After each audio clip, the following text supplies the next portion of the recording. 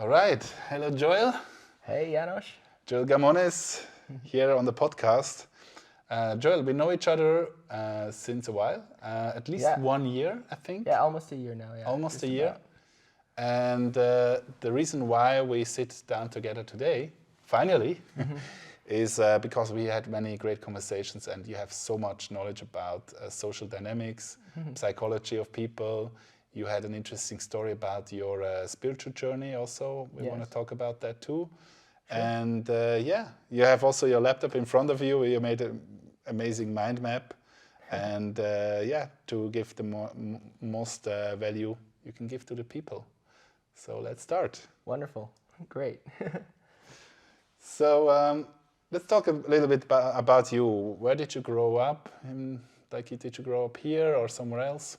Well, my parents met in a volunteer organization in Thailand, so I was actually born there in Thailand, and then when I was around 1 year old, they moved to Switzerland for about half a year, and then for the rest of the time, I grew up in Romania. So from like 1 to 11 years old, I was raised in Romania in an English-speaking organization. So that's my first language, my mother tongue, and I'm kind of grateful for that because English is a great language to access many academic articles or to, yeah, a lot of things nowadays are just all in English. Yeah, cool. And then I was in the Philippines for about another 9 years. And since then, I've been in Switzerland since 2016. And I've also done several traveling. I studied in the UK for a year. I traveled through Spain and Italy for 6 months, working with an organization that did ceremonies with plant medicines. I was also in South America doing some shamanic ceremonies there with the people who worked with ayahuasca. And then I was also in India for some weeks at a yoga center, also an ashram with from the temple of Sadhguru, who's a very famous yogi from India. Yeah, and so I've kind of traveled around and explored a lot of different spiritual paths, but also lately a lot more scientific fields because I find them to be very fascinating if you bring them all together. And now you're studying, you said you're studying psychology, is it Yes, right? at the moment I'm studying psychology, yeah. So what got you into that? Tell me about the motivation behind that. Well, I've always been interested in psychology since about 15 years or more. What I find fascinating about it is that it explains so much about human nature and like why we do the things that we do. But I think what's also really fascinating is that it has a lot of links with spiritual sides. I think psychology is one of those fields which is like all of the more like the school of the arts or the humanities. It's kind of like that bridge between the humanities and the sciences. So, you know, if you're talking about history, if you're talking philosophy, yeah, even anthropology, certain things in evolution, you know, it's kind of like a center point between the more hard science fields and the more kind of like humanities, which, you know, discuss art and discuss literature and culture. So a lot of the things that we say are great in society, but we can't necessarily measure them, like maybe, well, certain aspects of religious symbolism or art, understanding dreams, symbolism, and all these types of things. Like psychology kind of can explain these things from a scientific way and make it more like add evidence to why these things are meaningful. So that's why I like it also. Yeah. That's an interesting topic because I think psychology, I mean, on one hand, I think we live in a society right now, especially in the Western world, where it's a lot of things are measurable, they are like explainable, kind of. Yeah. But at the same time, they are staying in a kind of a matrix or they're following some kind of rules or sometimes even some people believe in things and then just a little bit of manipulation is there. Yeah. And then it's like a domino effect to some kind of imperfect theory for us, right? Yeah. So just for me right now interesting is like the whole history talk, like what happened in the past.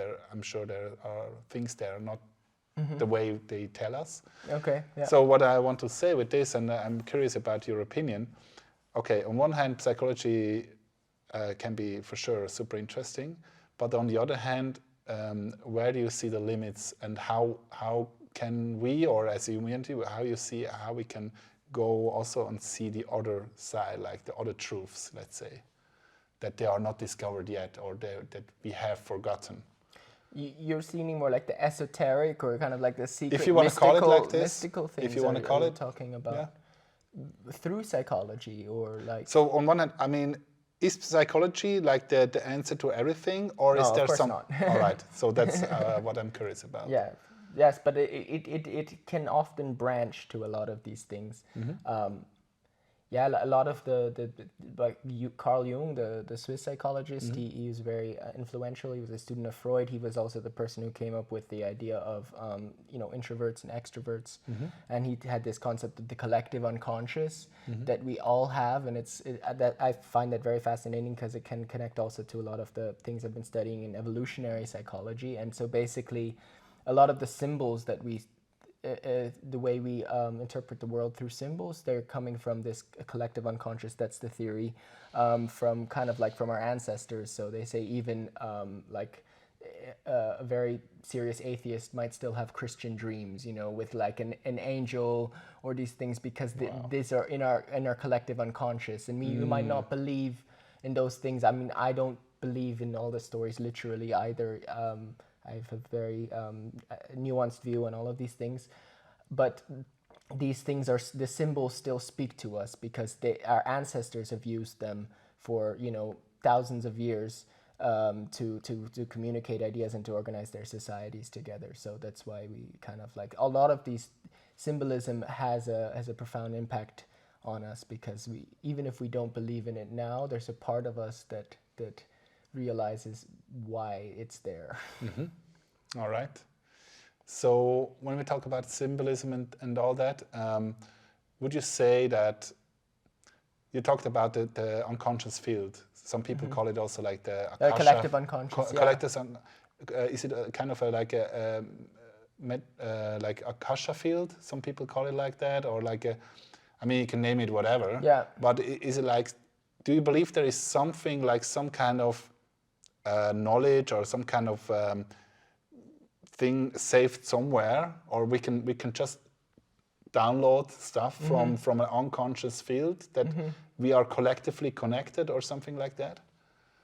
Well, there's many ways to approach this. So there's like the science that is a bit harder on that is more like it has more evidence to it, would be some things that we humans can communicate, which is not through language, but it's just through the body language. One thing that is a lot of work is being done in it is learning, seeing how much the sense of smell is communicating, how much the sense of smell is used in communication. So for example, there's this experiment that I found really fascinating. They took people in two groups, and one of them were like made to jump out of an airplane to go skydiving, but they'd never done it before, so they were like sweating in the act, but that sweat was kind of like imbued with hormones of fear.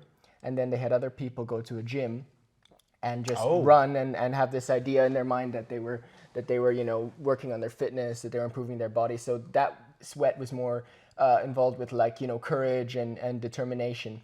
And then they put people in under an MRI machine to scan their brains, and then when they made them smell the shirts of the fearful people, their brain started activating the parts of the brain that are associated with fear. And when they smelled the other sweat, it activated the sense of the brain that had to do more with courage and determination. And so they say a lot of, also with the world that we have now, where everything is online and with social media, we're missing some of these very primal connections with people that actually are often going on the unconscious. So that's like the more hard scientific route where there's more evidence. There's other examples of that. Like symmetry is considered something that's attractive from the biological sense. So they will make, in this experiment, females smell the shirts of men. These are all creepy experiments a little bit, but basically the more symmetrical the men are, the more attractive their sweat is. Really? Yeah. And then if it's unsymmetrical, the excuse is something like he smells too much like my brother. Oh man. Okay. So that's kind of like the more harder scientific one. Then there's some other experiments There's this great scientist. His name will come to me soon. It's not Graham Hancock. Anyway, he did these experiments, what he calls like the, magnetic resonance or something, like morphic resonance. And so they did these experiments with monkeys. And so you're talking, are we connected somehow beyond just the mind and beyond technology? Like, is there something that connects us in the field somehow, in unconsciousness, in the collective unconscious? I don't know, how would you say that? But they did this experiment, it's called the Thousand Islands experiment with monkeys. And they basically, they took these planes. I don't even know why they did this experiment, but it's quite popular. And they would throw like these potatoes from the plane, like sweet potatoes, onto these islands where there was monkeys. And the one, at some point, the younger monkeys on a certain island started taking the potatoes, which were landing on the beach, and they would take them to the ocean and wash them. And then the older monkeys started realizing, yeah, that's nicer to eat a clean potato than a sandy one. So they started copying the younger monkeys. And what happened is, once like a critical amount of the population did that, so like most of the islands started doing that, what happened is, in with very short time, all of the monkeys and all the islands started washing their potatoes. And so it was somehow like they were connected. That's so interesting, because I heard about this, and many people like I was talking to, they proved me right. It's basically like when you have like you invent something, like you have a new idea, you invent it, Yeah. and you go to these places so you can register your new thing, right? Like patent office, yeah. Yeah. And what they do, like, I think it's more or less all around the world, they will write down what date it was and exactly what minute, or I don't know if it's a second, but at least a minute when you registered this stuff. Yeah, right? yeah. Because there is a phenomenon that often, like just minutes later or hours later or days later, someone else or many people on the other places in the world I've having the heard about same this too. idea. And isn't that interesting? I mean, Yeah. that's also kind of a language, because this is a topic I was writing down with you anyway to talk about, like what kind of language are we using these days, or I think since we are here, like, so there is like the smell. We were talking about like the smell. Yeah. We were talking about this connection. Yeah. Conscious connection through all the people, or maybe even to nature, to trees, to maybe we have this and we forgot, or we don't listen to it. So how do you see this whole topic? Like, how can we become better in understanding each other? What do you think? What helps? Or we can thrive together. Well, one of the at the individual level, one of my favorite authors, who you also have a book from him here, Robert Greene, he talks about how he thinks one of the most important skills anyone can ever have in their life is to be able to understand what's in the minds of other people. And in order to do that, like most people are so self-absorbed in their own story, and people are always thinking, like, there's the narrative going on in your head, which is sometimes a little bit of a whiny voice, like, what is everyone thinking of me? What is it all? How is this going to affect me? How am I being perceived? But basically, it's kind of like an exercise of making another person's story more important, or almost at least as important as yours for some time. And like some ways of doing that is making it into something like playful and artistic. It's like this person is in a movie, or they're a character in a drama, and you're curious to know, how does this person see life? How were they programmed also? And he talks about one of the best ways to know that is to find out learn about people's childhood. And of course this has to be done sensitively, because you don't want to seem like a psychopath. But when you learn about someone's childhood and the way that they were raised, how their parents were, how their environment was growing up, what type of social and cultural beliefs and representations influenced them, then you start to see like everybody is so unique. And once you get to understand people better, then you can start to collaborate even better. And so the whole evolutionary process is kind of like actually moving towards better collaboration with other people.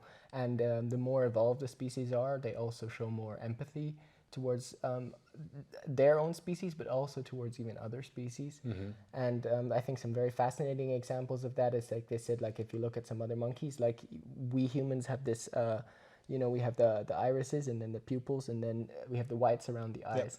And if you look at other primates, that most of them don't have this. And so our ancestors picked the ones who they could see the whites in their eyes because they wanted to know where their eyes are looking. Knowing what the other person is looking at is very important. Is that person looking at their ally over there? Oh, why do they have to do a very special connection? Are they looking at this person, at my sister? Are they looking at the gold in the corner over there? Yeah. And so or at my wife. yeah, hopefully not, but yeah. So actually, our ancestors selected the humans or the people, like the sapien branches. You have the Neanderthals and the Denisovans and other types, but they selected the kind of like living organisms that they could see what the other person is seeing. That reminds me of Western movies. In some Western movies, they say like, we don't have the arrows ready, or we don't shoot the arrows until we see the white in the eyes of our enemies. I don't know if this is connected to your story, but it could have. I'd have to think about it more, though. Yeah, but definitely learning about other people is one of the, and it's also the key to I think happiness too. Also, quite a successful life coach, Tony Robbins. Maybe you heard of him also. He talks about how in life there's two kind of like major fields, which is the science of achievement, which has rules and laws and how to make money, how to start a company, how to become successful in business or in marketing, all these things. That they have certain principles. But then there's the other field, which is like the art of fulfillment, and that is much more of an art than a science, because for every single person, what fulfills them is different. And so he says that he thinks the science of achievement is important in life, but everyone is going to meet that in different ways. But he thinks that the art of fulfillment is the most important. So it's like, how can you live every moment in a beautiful state? That's one of the first ones. And then the second one is also to focus more on like, how can you serve other people? And I see this in my own life too, but I think I've experienced it. Like the people that I feel that I've met from all the traveling I've done, that are the happiest, or seem to be the ones who are focused on like, how can they provide and give more to other people? Their mind is thinking about how they can be, of service and of use and bring something beautiful to other people's lives, rather than just thinking about, how can I become more famous or rich or successful. And I think that is true. That is one of the really the keys of happiness. And it has evolutionary reasons for that too, because the more evolved the species gets, the more altruistic they also become. You talked about the question about childhood. So I want to ask you the question, like when we talk about altruistic kind of like personalities, when you're growing up, did you grow up in a culture or in an environment where you have been more like in the center of everything, or let's say like more altruistic, egoistic, or how did you grow up? And well, the organization that my parents were working in, that I grew up in until I was around 15 years old, was a little bit of a sect. So they had like community centers where a lot of people lived together. I think when they met, they were in a center where 100 people were living together or so. And then when I was in Romania, we had anywhere between 10 to 35 people in a home, and we moved between homes.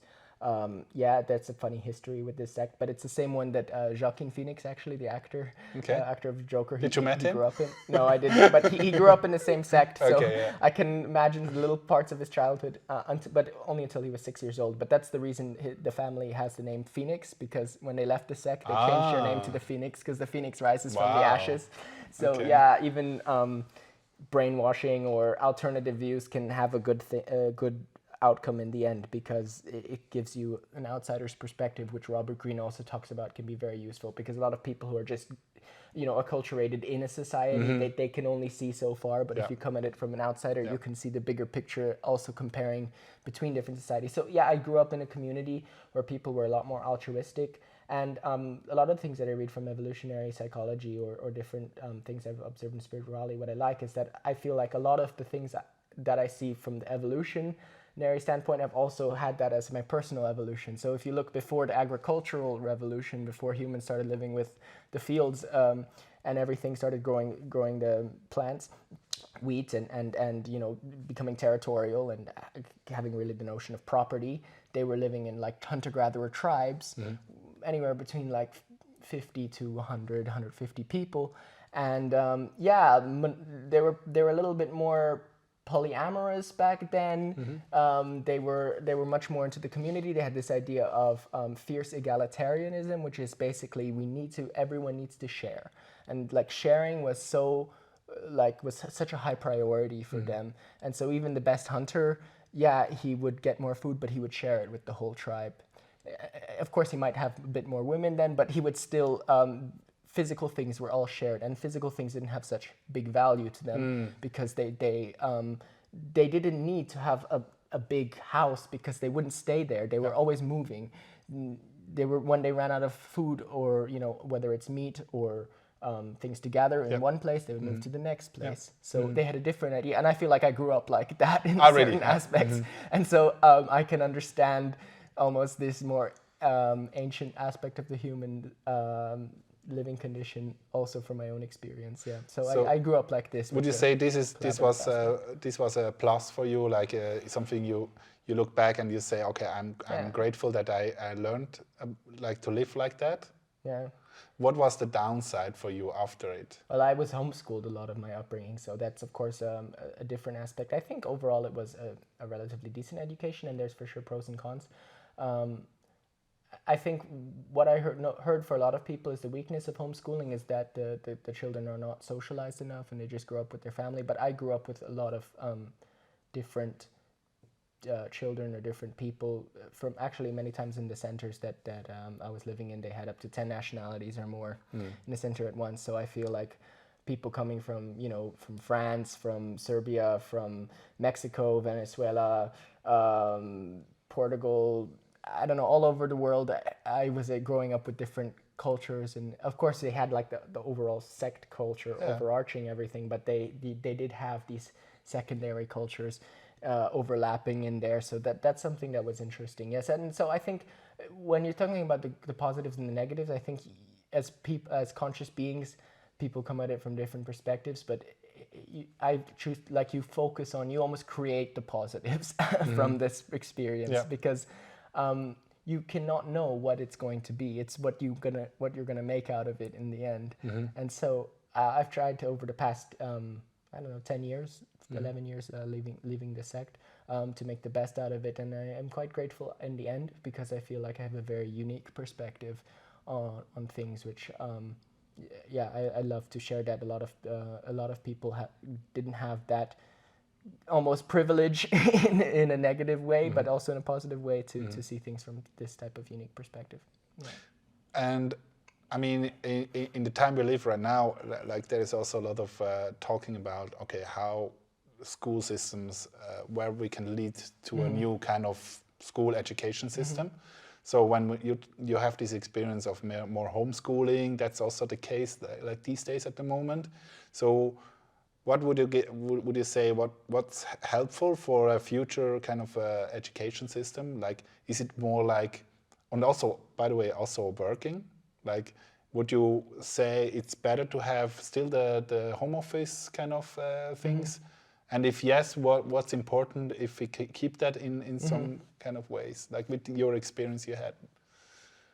Yeah, I think like people can do some forms of alternative education, but I one of the reasons I'm so interested in studying like at university or reading different academic papers and things is because I'm kind of like also making up for the different parts, maybe the little gaps in the past. And so I think that that having some type of standardized education is really useful. it can be done in maybe because of the lockdowns or restrictions or certain reasons, it can be done also in home environments or home office work. But people need to have certain rituals to keep themselves happy and to keep themselves functioning well. Like, it's not good to only just stay home all the time. It's really important to also get out. And yeah, so there are benefits. I think there's some authors which are kind of had this alternative homeschooling. One of this book is more like a young adults book, Aragon. He got a very successful author. He was homeschooled growing up. And I think one of the benefits of that is that I felt that I could learn everything by myself. I learned classical guitar. I was playing in a 2 times in a festival in Liechtenstein, which is one of the biggest guitar festivals. And some of the students. Yeah, one of the biggest classical guitar. It's called so cool. Ligita. Okay, so funny. Liechtenstein is so small. Yeah, well, they're bankers, so they can afford to pay for the silly art. I would think about New York or whatever. I'm calling it silly art, and I spent thousands of hours playing it. So anyway, Liechtenstein.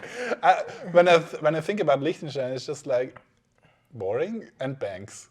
Yeah. But guitar festival. Okay, I learned something. And so some of the students, they were doing interviews, and then I also got to perform there.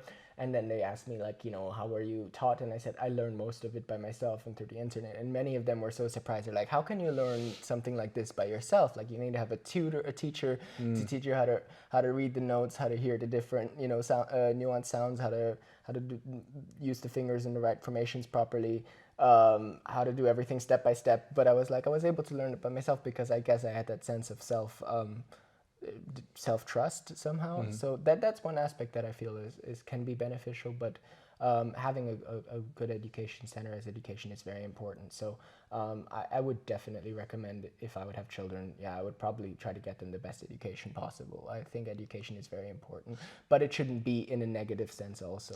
So now, what is the best education? Like, we talked about also like different school systems, but like, my opinion about the school system I was growing up, and also what I hear from mothers and fathers these days, it's so much based on competition. Only the strongest, they have a high education, so they can go to well-paid jobs and stuff like that. So what do you think? What should be different so we can have more, like, everyone has kind of abilities and skills and interests. So what is your opinion, like, when we talk about the future school, like how you think it should change? Well, like a normal day in school, you go there, and what do you do? Like, usually, like, what kind of topics do you have, like, in school? Well, this is actually a relatively new thing for me to think about, but it goes into a lot of the things that we were talking about just before when we were making the podcast. I think that one of the things that what is highlighted in evolutionary psychology, and they talk about humans, that what makes us so special is because all animals have this ability, and I'm going to bring it back to the education thing. All animals have an ability to survive and adapt in their environments, and so each animal, each species has its niche.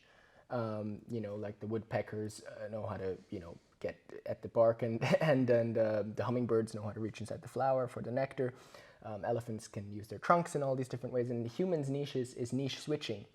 And so if you look, that's why we humans are such powerful animals, is we also can create shared stories like money and religions and nations. But that's one of the main things. But the other one is also that we're so flexible and adaptable. And so we keep our, what makes us so evolved is that as general species become more evolved, they actually start to maintain, like, the useful childlike properties of the previous species. So if you look at humans, they say our face looks a little bit like a baby chimpanzee, much more than the adults. But like we look a lot more like the babies than the adults, and we also have much less hair. And we have this sense of plasticness. We're very playful, and that playfulness is very.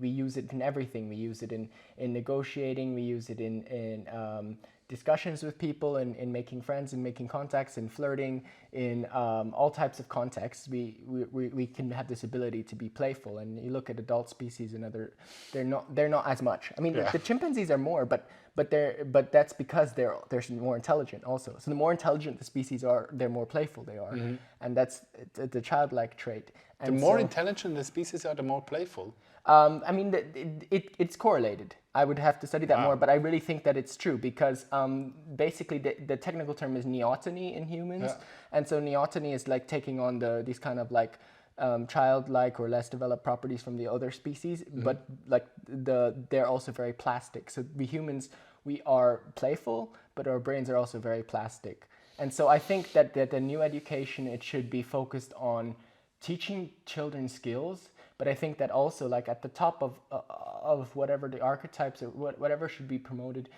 should be that niche switching ability, the ability to always, and we have that a little bit, but it's still a lot of the things are still quite conservative.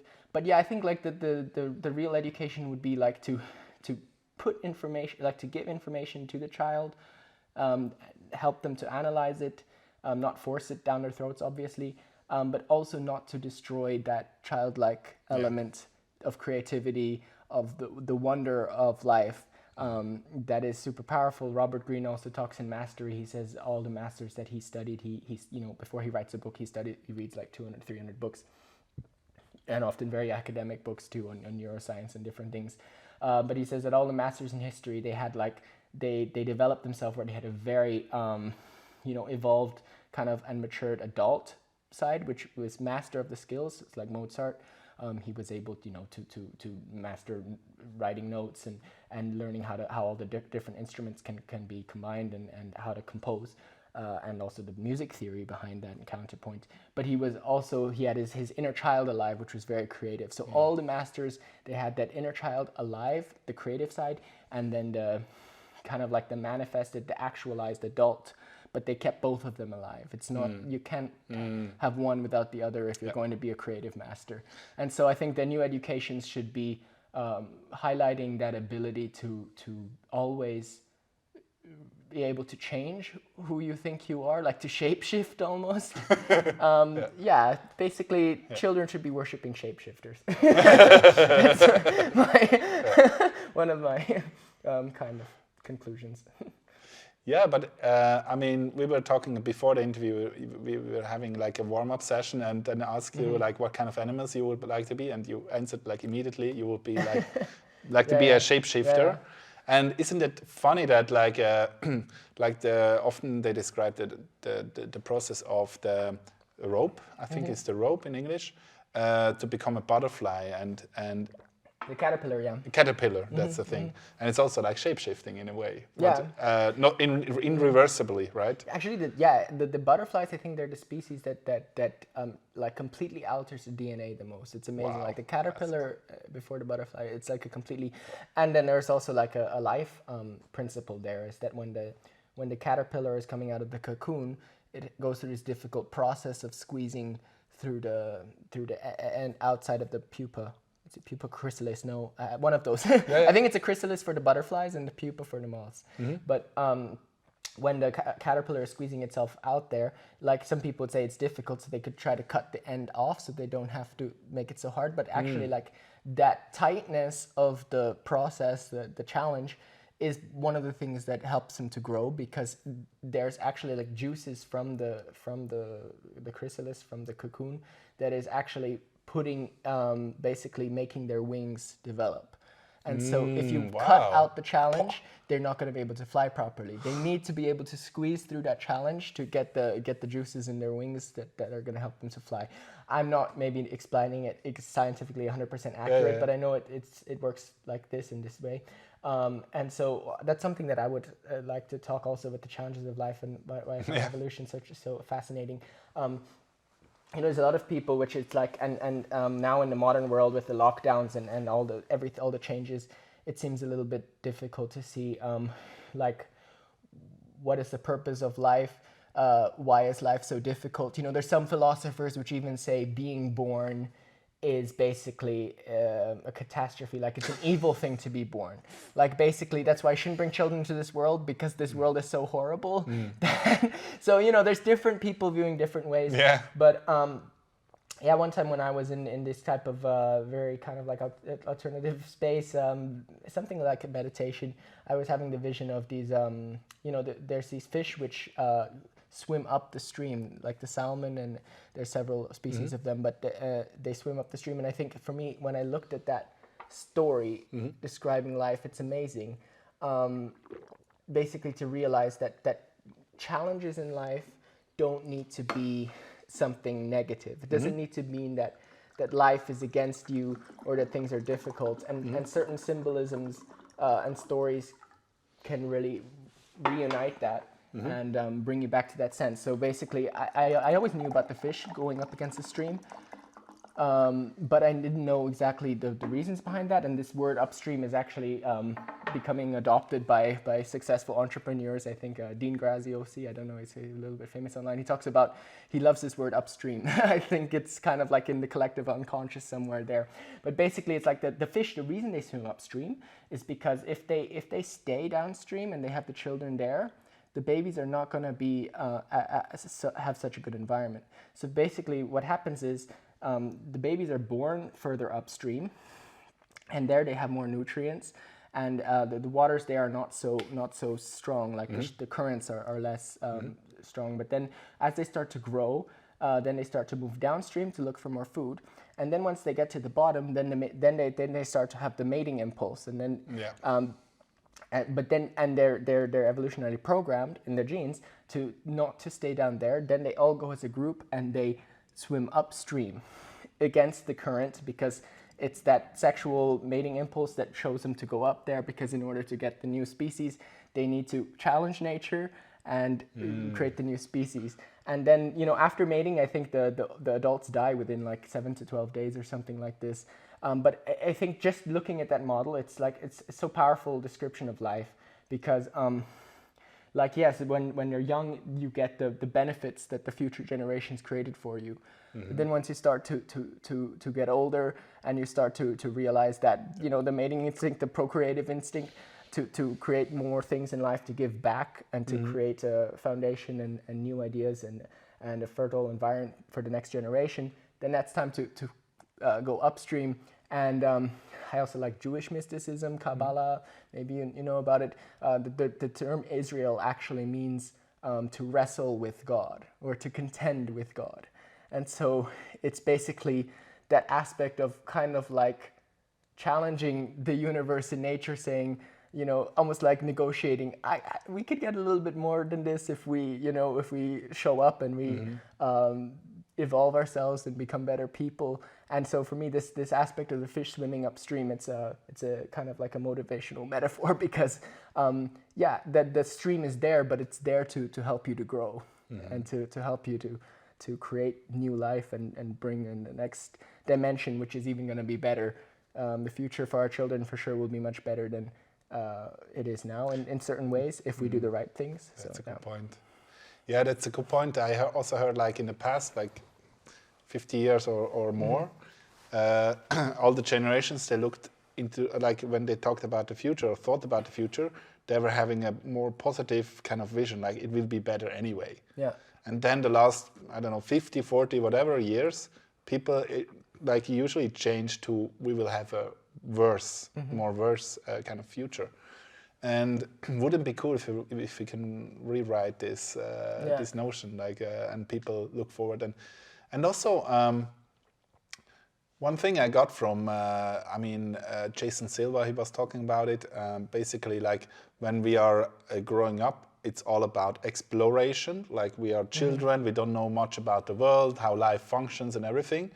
And then we get a map of reality and we think, okay, we got it all, and now we know how to have a good life. And then it's about exploitation, because we know everything, we think we know everything, and then we want to collect all this, And I think now, and I'm curious, what's your opinion about it?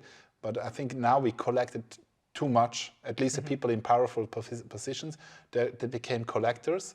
but at the same time they are kind of messing around. I mean, you said we are kind of tribes in the end, like, and now it's all about ego and all about. Yeah. Or what do you think? Is it how can we get more into the, let's say, into the more shared economy? That's a big word these days. How can we become more altruistic also? Like you can say, yeah, be more altruistic, but if this person doesn't feel it, I mean, how can we make people more encouraged to work together, to be more altruistic, to look more for others, and in a shared and share knowledge and be curious about the world and new things, new ideas? Yeah. Well, I think everything needs some type of integrated or holistic approach. So, obviously, for people who are in the bottom of the social hierarchy or have a very difficult time in life, only focusing on giving is difficult because they don't have anything. And so, I mean, it depends on the people in different stages of life. I mean, people immigrate from different countries, so there you would have some outlier stories. But generally, when people... But even then, like what I heard about, like, let's say if you go to Afghanistan, and usually they don't have much money, they invite you all the time to like dinner and everything. Yeah. So why is it there differently? What do you think? What is the difference there? Why they don't have much money, they still do it? Well, the Western society has different reasons why that happened. And we can go into them. That was something we were talking about before too. That's very interesting. But for like young people who would like to get more into that sharing energy and the space of community and getting in contact with the shared social goods, where what you give becomes multiplied back to you, which is different than in the competitive mindset or zero-sum games. What I'd say for an individual level, like the first thing people should do if they don't have much and they want to get into this type of more cooperative things is to gain skills that they can use. But then the focus of gaining the skills is obviously they want to make something better out of themselves, and that's where the shadow side is also kind of useful as a form of energy, because sometimes you need the more primal animalistic sense of kind of like fighting the injustice of the system. But the end goal, why you're learning these skills, it should be also to give back. And then if you have that kind of like combination of you are doing this for yourself to evolve, but the goal at the end is to give back, I think that's the first step if you don't have it. But then the ultimate thing to realizing it's a step in the society, and it has to do with the times we're in.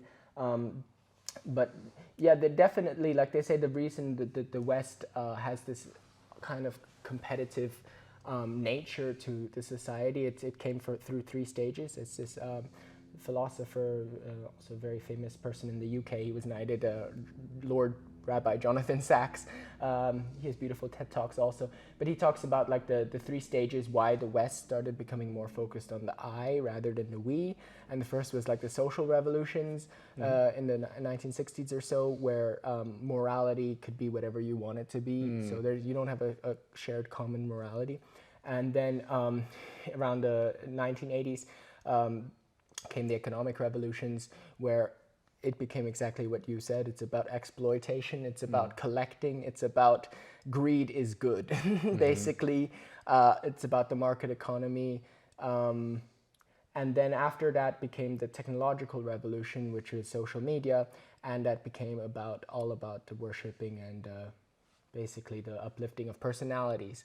Basically, you don't only just buy my ideas, you buy me.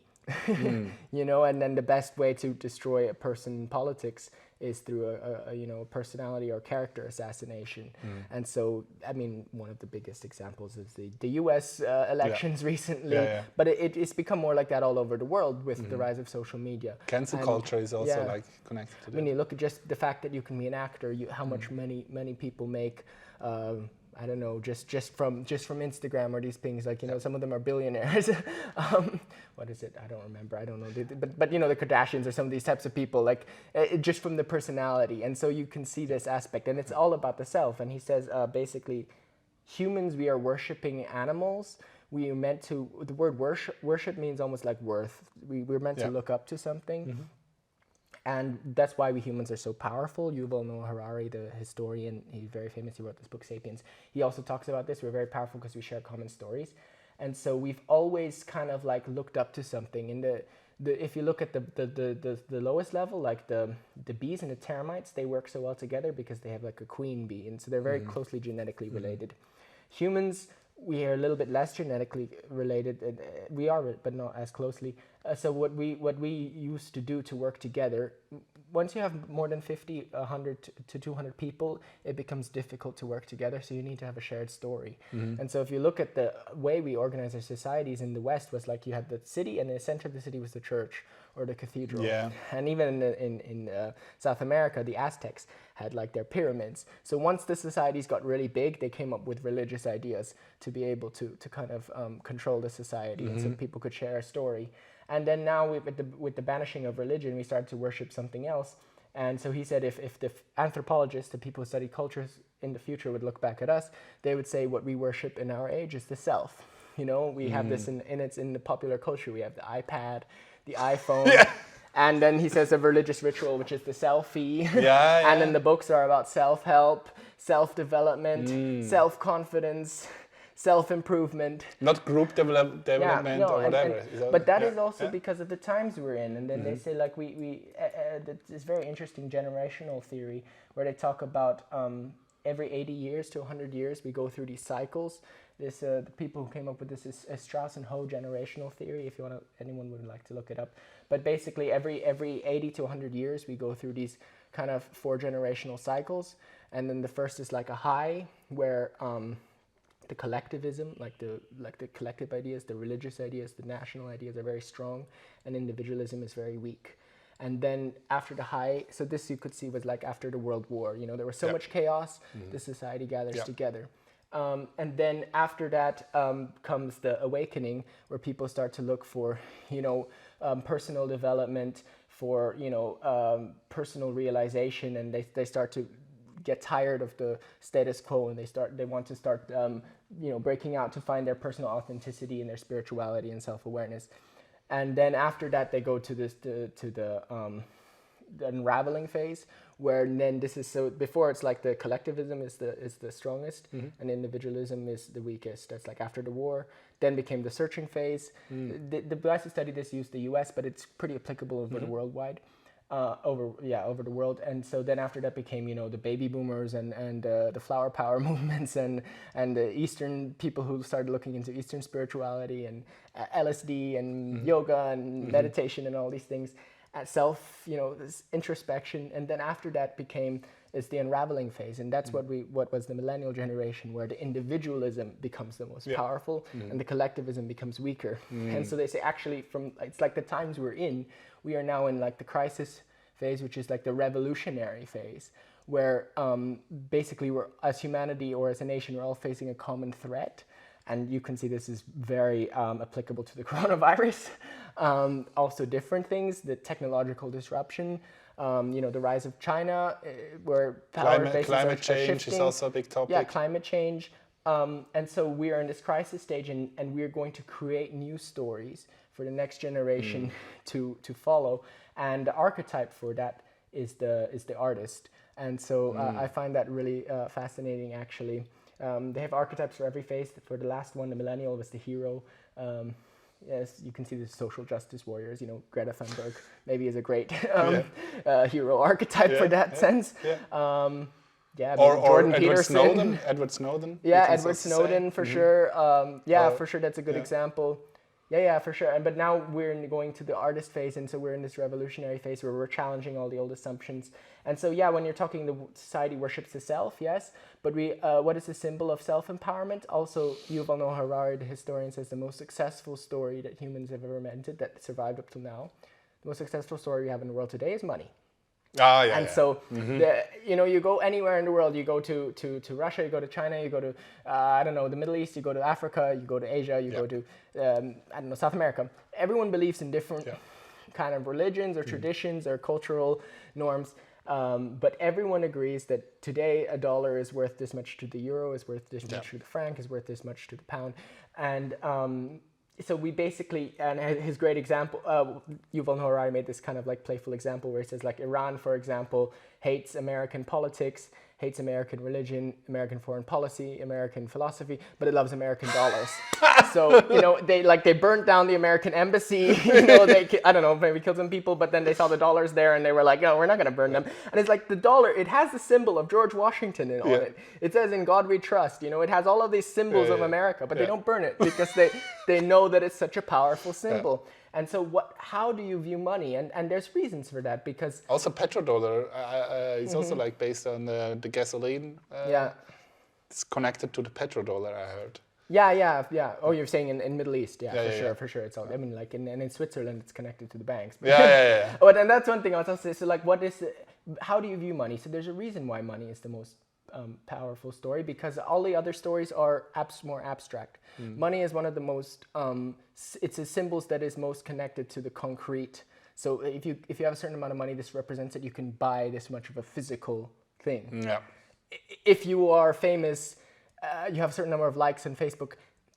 You can't buy. I mean, you can translate that into money, maybe, but until you've done that, it's still abstract. It's still in the idea space. And once you have money, it's more coming down to the physical space. And so that's why money is the most important story. But unfortunately, because of these changes, the West came with the market economy and the democratic state. And both of those, through the social, economic, and technological revolutions, are focused on the self and focused on power struggles. And so basically, I mean, it's a zero-sum game. They talk in game theory, if I win, then you lose, or if you win, then I lose. And so basically, this speaker, Jonathan Sachs, he had a great example where he says, if I have $1,000 and I share it with 9 other people equally, how much does each person have? $100. So you cannot, share it like this, but if I have total power, I share with 9 other people equally, I have 10% of the power I had before, and everyone is only 10%. But if I have love or influence or knowledge or shared sense of community or these things, when you share it, it multiplies. And these are social goods which are shared in the community. And so even doing a podcast like this, it's like it's not a competition, because both of us are benefiting equally pretty much from these types of encounters. And so if society can move more towards that, that'll be something that is going to cause us to go to the new stage where we'll also find more happiness. I think, and also being aware of the social things and the times that we're in helps you to understand it better, because the reason why people use money to worship the self is it's in the genetics. It's like Richard Dawkins wrote this book, The Selfish Gene. The purpose of the gene first is to look after itself, and then its family. It's the idea of inclusive fitness. People are more altruistic inside their family because they're genetically related. So there's that aspect, but the more evolved the beings are, also the more altruistic they are. The more powerful societies in the world, the more powerful nations are also more altruistic. They have better social systems, better education systems, better types of welfare systems. And so we are going towards that phase, but it's a step-by-step process. But if everyone can offer that in their own way, it's useful. Last thing I wanted to say very quickly, there was a joke that I would make with coworkers talking about how money is the most successful story nowadays. And now every culture has to worship something. So money and the self, money is a symbol, can be of self-empowerment for many people. And so it was like, kind of like in the Western world, the religion started to move around something else. So what is God? What is the thing that people worship? What is on people's minds most of the time? Is often actually for a lot of people it's money. I mean, in Switzerland, including me, when I'm not at my highest state, I'm thinking a lot about money. The thing is, the more you have, the more you think about making more money, more. It's crazy. And I think I read a statistic also in Switzerland, like what is the worries of the young people, and they said, like, I think it was over 50%, between 50 to 60%. The first worry for the young people was money. And I was thinking, if you would think from a shared standpoint, it's kind of sad that almost one of the richest countries in the world, Switzerland, that the first thing that the young people are thinking about is making more money rather than, making the world a better place or, all these types of things. But it's the kind of like the society pushes us in that direction. And I talked to actually some friends when I was at this retreat or in a lot of these international communal spaces. She was saying in Switzerland also that when she was younger, people were not so much like this. But as the world became more globalized, people started looking for the more common story, and the common story became more and more the self, the personality, and money. And so that's why people focus more and more, because as the world becomes more and more globalized, how do you share a common story? Languages are still different, but the common language everyone still understands more or less is money. And so I was making a joke like the God is like money, and so the religion is work, because that's how you get more of God. This kind of, it's a characterization and it's foolish, but the religion is work, and then the temples, it's the place where God is the banks, because that's where the money is. So the temples are the banks, and then the priests. Yeah, in a way, yes. Yeah. The priests are the bankers. They're working for the institution of God. And then to carry the metaphor to the furthest, the people the stock market analysts, they're the prophets. Yeah, because they're seeing where is God going in the world. They're looking at the statistics. How are the cryptocurrencies going? How is the precious metal value changing? And I'm not that good at these things. But. And also the money, like the people, like when you have a lot of unpaid bills. And then there is this organization about debt and all that. Maybe they are the what is it when someone is like religious and has like a devil inside it? Like they do this process. Exorcism. Kind of an exorcism, they send you like the people who take your TV and everything. And okay, maybe it's not the best example, but it's like it's an interesting way of seeing religion with money, and. Yeah, and I think we were talking once about that, like how we as humans, we can rewrite the story. Like this is the highest value or the biggest value for most people, like or anyone more or less is kind of involved in this money system. Even if you're like living in a tribe, whatever, in nature, have almost no connection or no connection to the outside world, you still sometimes have to maybe take some food or have some shelter or whatever, and then you need some kind of money or whatever, and what, as you said, like money is based on also like on limited resources, while love is unlimited and or so like sharing and altruistic things. But there's reasons also. I mean, like the reason why people are also so competitive for money is because love and influence, they will get you certain things in society. But if you want to have a nice house and a good car and to attract a good mate or something like this, especially for the men, from the statistics, like having money is very important.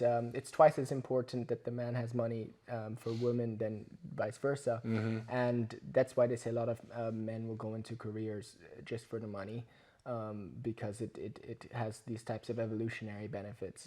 And so that's the unfortunate thing, is that love and harmony, they're great for sharing, but they're not that great for self-empowerment. But it's all part of the game of life, and so they're interconnected with each other. I think that from what I see, so you were talking about exorcism, and we were talking a little bit about the shadow side.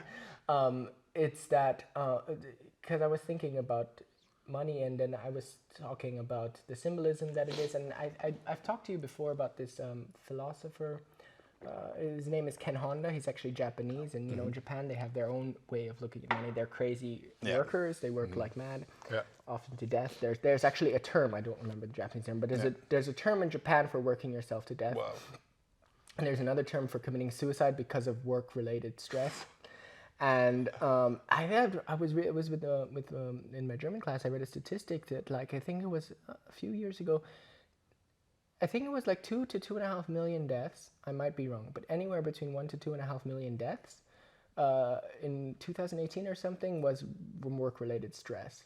Wow. Like, worldwide. I think it was the UN or one of these organizations. Also, the UN, there was these statistics that more people these days die from suicide than wars and natural disasters combined. And that goes with the spirit of the times, because we've moved to the individual, and that we are so much into individual empowerment, and that is what's causing us to break.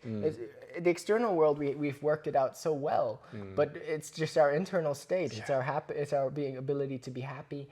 And so I think a lot of the aspects of thinking selfishly and thinking about this whole the whole survival and procreation, but kind of locked in that sense, you know, where everything is just about survival. That's basically a more unconscious state. Again, talking in evolution, the more evolved the beings become, the more altruistic they are in most ways. So I think one of the stages of evolution, and so this philosopher Ken Honda, he talks about money, and he calls himself even kind of like a money healer, and I found this one very what he talked about very fascinating. He has some interviews on YouTube if anyone's interested to follow his work. But basically, he says he took on this like generational suffering connected to money for many generations through his family, and his father was like. His family wasn't poor, but his father was very kind of like austere, like with money he wasn't want to spend. He was very strict, and he was like a samurai. You know, he was such a like a manly. He never showed much emotion. Yeah. And one day when he was 7 years old, he came home and his father was crying on the couch like a baby, and he was so shocked, and he's like, how can his father, who was such a strong samurai type of man, be broken down like this? And his mother came to him and took him aside and said, what happened is, she actually told him the story when he was, I think, only around 7 to 9 years old. She said his best friend asked him to borrow some money because his business was going bankrupt. And the father actually had the money, but he didn't want to lend it to him because he was worried that he would be desperate and the money would become taken advantage of by loan sharks. So he wanted to let him go bankrupt first. And then after he was bankrupt and maybe took a loan from the government or something, then he would help him out after. And what happened is, because in Japan they have in one aspect like quite an honor culture, the best friend, he committed suicide. But he didn't only commit suicide, he killed his whole family too, and did an honor killing. And he said his father never recovered from this. He got into drinking and he died with this sadness. And so from a young age he was programmed to be incredibly stingy with money, and basically money as a symbol. And he talks about all of these things that he works on with money healing. It's amazing. It's like, if money was a person to you, if you can imagine the idea of money as a person to you, how would that person be? Would it be an angry person who's very, very kind of like emotional and very easily gets upset? Would it be someone who takes advantage of you, like a bad boss? Or would it be someone who you can actually like go on a dance with and play with, or make music with, or make love with? I don't know. What type? Who's your best friend? How would maybe, you imagine? Your best friend, or your teacher even, or I don't know. Like what type of person? But he says basically for him, the symbol that he had with money is something to be feared. Very much like it could always destroy your life at any moment. So you have to be very careful and very obsessed and neurotic about it. So he studied finance, I think, until 30 years old. He became super good at dealing with money until the point where he could basically retire early, and he was just with his daughter. And then and I'm going to bring this back in the end to the point of evolution, but I think it's a great arc there. He was out with his daughter, and then his daughter was having so much fun with this little girl in the park, and then this mother was there, and then she was like, she told the daughter, we have to go home because I have to work. And the daughter really wanted to keep playing with his daughter, but the mother kept on pulling her away. I'm sorry, I have to go work. And he was saying, why does it have to be like that the little children who want to have fun, that she has to go home just because she has to work? It's sad that she can't spend a little more time giving her daughter time to play. And so he said, I know a lot about money, you know, I could do something to help people. So he went home, and over the next few days, he worked, I don't know, like 10, 20 pages, I don't remember. But he did like this document about all these different tips for investing, how to help. And so he printed a few copies and he gave it to friends. And his friends loved it so much. They were like, can you print more? And so he thought about printing, and then he said, I don't have time for this on my printer. So he went to a printing company, and they said, well, we'll give you a special deal if you print 3,000 copies. And so he said, okay. And so he did in the end 3,000 copies. And then it just spread like wildfire, and now he became like started to become a very successful author. I think he sold like 7-8 million copies, and now his books are becoming translated to English too. But basically, he talks about the Zen approach to money, which is like arigato, which is thank you in Japanese. When you receive money, you're focusing on the parts that you're thankful about it, thankful for it about. It's like that money could have gone anywhere, even if you're working kind of a more menial job, but you say thank you to it. And then also when you spend money, you also have this attitude of thankfulness because you're getting something in return for your money. And he learned that through this process. That's nice, yeah. In Japan, he said there was this lady who was said it was more common actually, where people can even ask each other in certain places, I'm not sure everywhere, but we'll ask each other to see each other's wallets, which I think would be very uncommon in the West. In Switzerland, forget it. But this lady in Japan, she came to him and she said, "Can I see your wallet?" And he was just like, he was a bit surprised, but he said, "Okay." And so she was going through his wallet and reorganizing his bills and looking at everything, and then she gave it back to him and she said, "Oh, that's good. You have happy money." And then he thought about that, and then he said he realized he was giving speeches, talking about his books and this attitude of gratitude and Zen and all these types of things. And then he was like, it's true, I do have happy money. Like the money that I'm receiving is doing things that I'm happy about.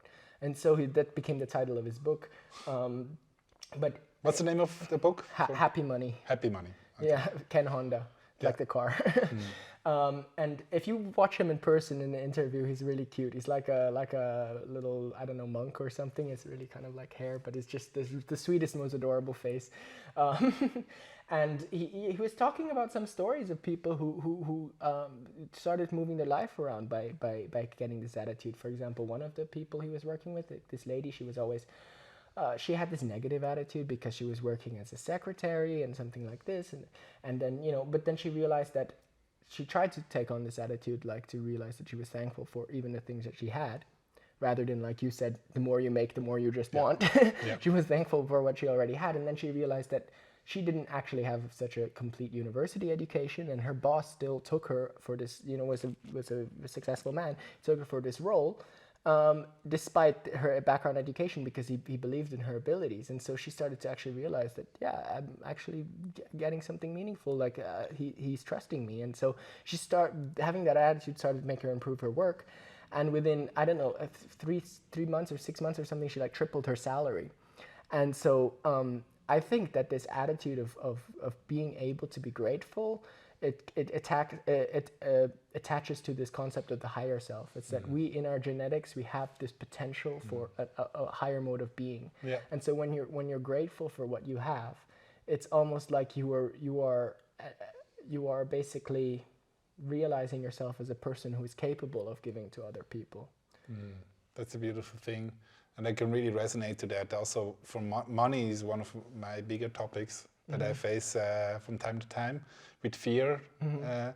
But the more now, like I'm self-employed since about 5 years, like 100%. And in the beginning, I remember I was growing up also like with parents. We didn't have much money, and I got into this mindset too.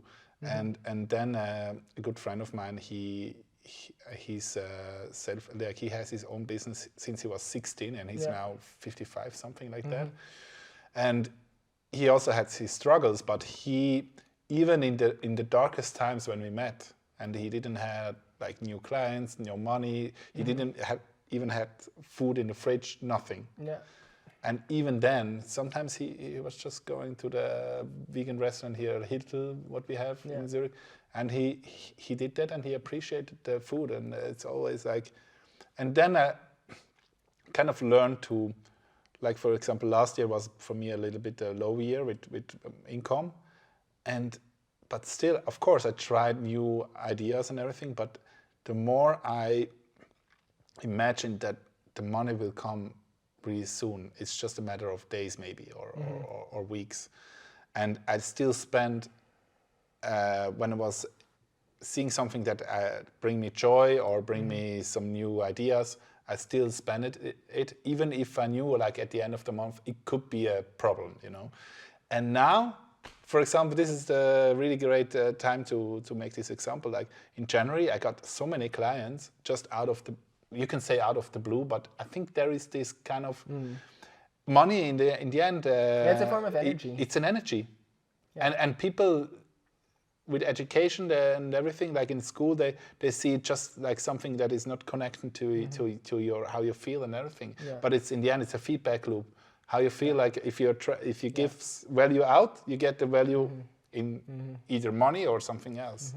And I think that goes back to like how do we humans communicate with each other, because they're saying like the science in this, like the examples I gave at the very beginning about the of this talk about smell, it's very new science also with the body language. So when you are especially like doing products where you're getting clients who coaching for coaching services, and they're seeing you on video, we don't still know how much of the body language, even that you can just communicate over video and the tone of voice, how much of that is communicated through your internal state. Yeah. And people who can sense that sense of either confidence or kind of like that trust, that attitude of gratitude, they sense that this is type of person who has more to give. Because if a person is very selfish and stingy and stuff like this, generally it's the type of person who doesn't have so much, whereas the people who have a lot are very generous. And so when you have this attitude of gratefulness for what you have, and also generosity, like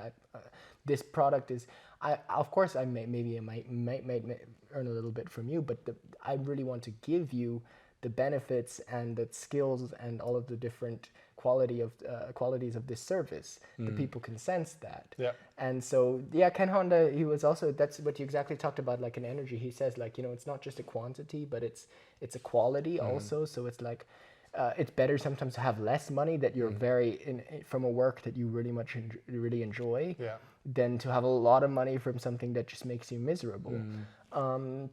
And so he was also talking about a client who was like also getting into this attitude, and then he liked to work with dogs, and he was going on a walk, and then he was going by this house, and this lady saw him, and then she just took an immediate liking to him, because she said, like, my dog hates everybody, but he just liked you. And the dog happens to me all the time.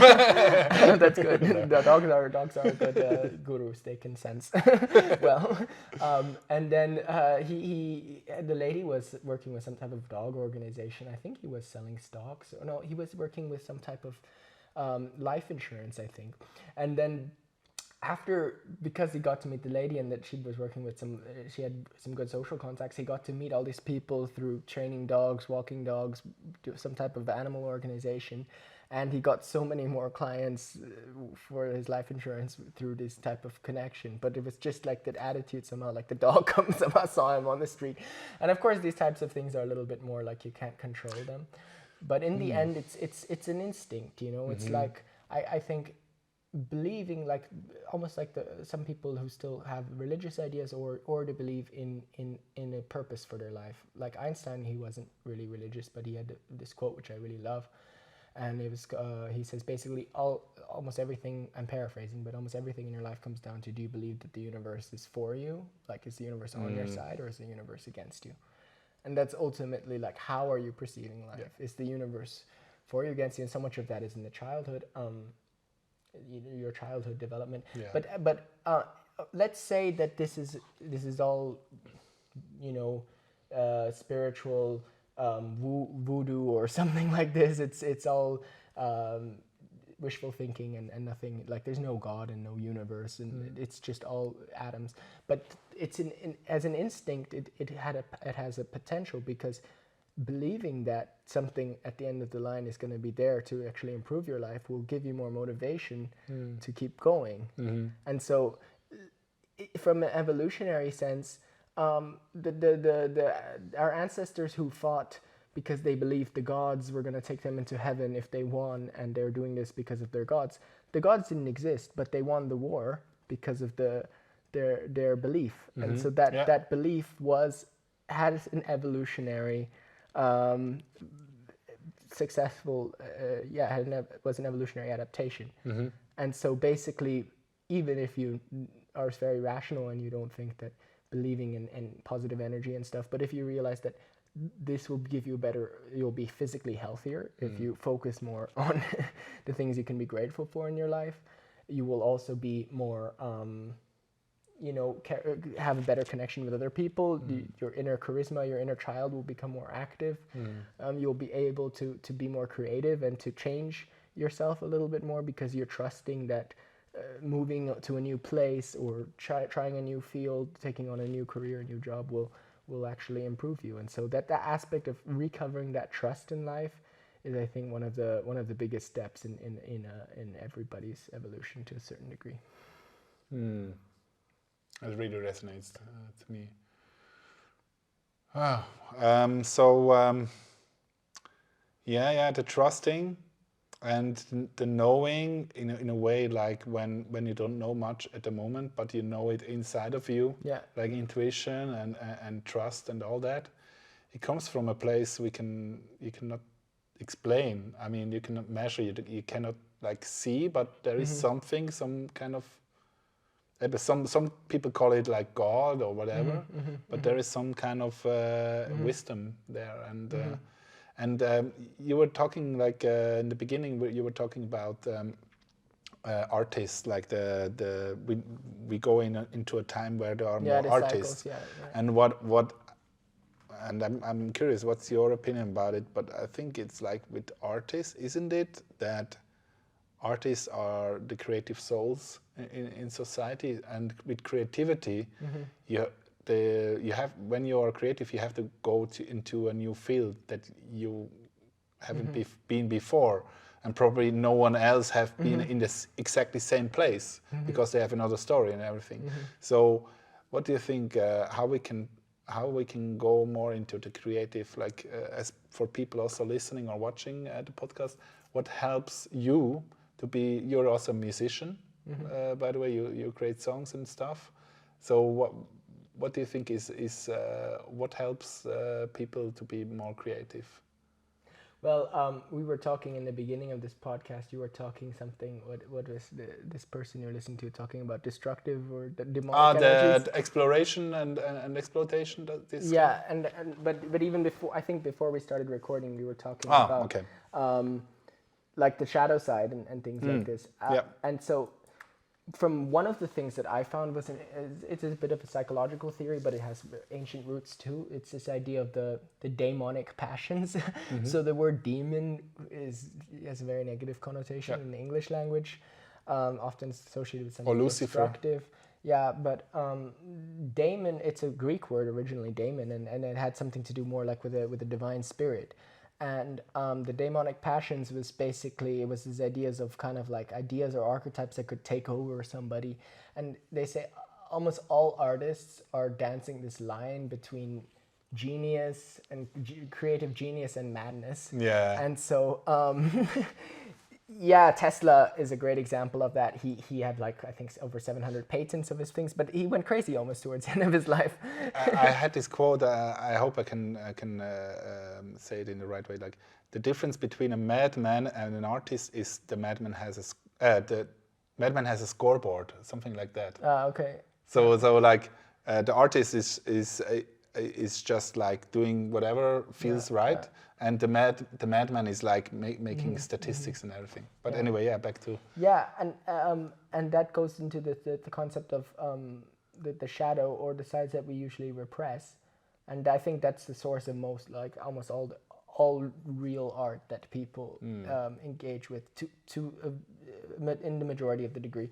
But basically, Robert Greene talks about it. He says, all of often the very mega successful people are people that are very kind of like quirky and a little bit weird and Zuckerberg, for example, great example. Yeah, okay, Zuckerberg, but even like Musk is another really great example. Like, people ask him politically correct questions or different types of questions, and he's just like, it's like he doesn't. It either just goes through him or he doesn't really get what's going on. But basically, he says the reason why people love to see these types of things is because these people they have a weird part to them. They have some part of that's really kind of like strange maybe, but they lean into that actually. Yeah. And so they're not trying to become just one with the norm. They're actually leaning into their uniqueness. And so that's one aspect, is that the parts that make you unique to start. I was studying writing before I was doing psychology at the university, literature and creative writing. And one of my favorite authors says basically, to really start writing, you should be, it's almost the equivalent of going out naked in the streets. It's like you should basically take that step to reveal your most vulnerable emotions. Music also. And that also comes to part of accepting your shadow. It's letting out your inner child, but also accepting your shadow. And I think we talked about this in the beginning, but that was one of the things that Freud was very intelligent about. The psychologist, he said that when children are that as adults, the things that we repress the most, that we learn to repress through the process of becoming socialized, is sexuality and aggression. Because if you behave in strange ways, slightly deviant ways in society, in a sexual way or in an aggressive way, you are automatically stigmatized and, basically ostracized by the social group. And so, but when you're children, and Robert Greene gives a great metaphor of this, it's like your personality, it's like a big round sphere. It's like you have all of these different character sides to you. 1 minute you can pull someone's hair, and when they start discovering their sexuality, children are often very kind of not embarrassed or shy about it. And then but through the process of becoming socialized, your parents and society tells you, no, pulling that hair is bad, and then the next, but the kids, they don't differentiate if this is a bad or good thing. The next minute they can give the person chocolate. And of course there's a reason why we repress these things as we become socialized, because you need to work together with other people. But basically the idea of the demonic passions and artists tapping into these more like forbidden types of energies, it's because these are incredibly powerful primal sources inside of you, which if you harness in a like a creative and a productive way, you can actually create very powerful things in your life. I think this movie Aliens, this guy which has lots of, I forget which movie it was, but there's a lot of like very scary depictions of aliens, and the guy used to have nightmares of this, and so he put it into a movie. And then there was another lady, the HR Giger. Yeah, HR Giger. Yeah, it's very possible. Yeah, I think so. And then there was this lady who had like a lot of aggression towards men. She maybe had negative experiences also in the past, and so she did these art forms where she had like a picture of a form of a body, and then she had like a paint gun, and she shot all these like colorful darts, and she made art out of her this feeling that she had. And but I mean, these are like, but one of my favorite examples is again Robert Greene. I'm not quoting him so much in this, but he talked about how his first book, The 48 Laws of Power, a lot of the energy he had for writing this book he channeled from his aggression, because he worked like 60 to 80 different jobs.